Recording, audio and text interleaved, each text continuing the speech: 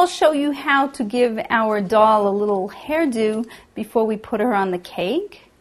You can just brush her hair out and leave it straight like this, or if you want to pull it up, this is what we're going to do. Usually just twisting the hair and then tying it back is a good way to do that. So I'm going to take a small amount of hair from one side and just twist it like this.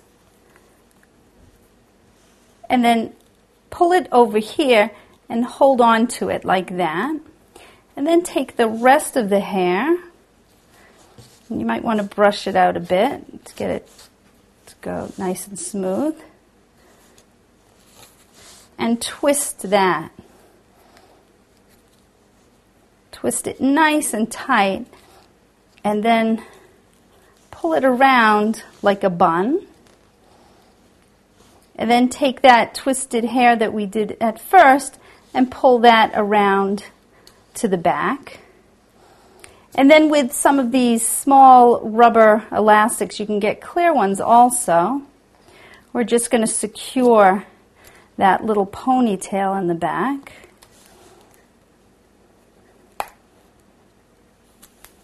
Give it a few twists to hold it down. Okay. And you can kind of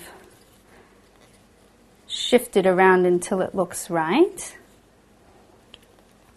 And then you can cover the back with a bow like this, or any other kind of things that you find for little girls' hair. You can do the same thing. I'm going to put a straight pin and kind of hide it in the center of the bow like that. And then you can use the straight pin to secure the ponytail and put it right through the head. You just want to make sure that it doesn't, it's not too long to come out and cause any kind of a sharpness there.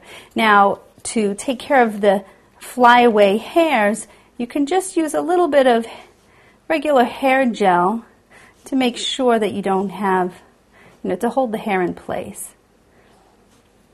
And she's all done up to go on the cake.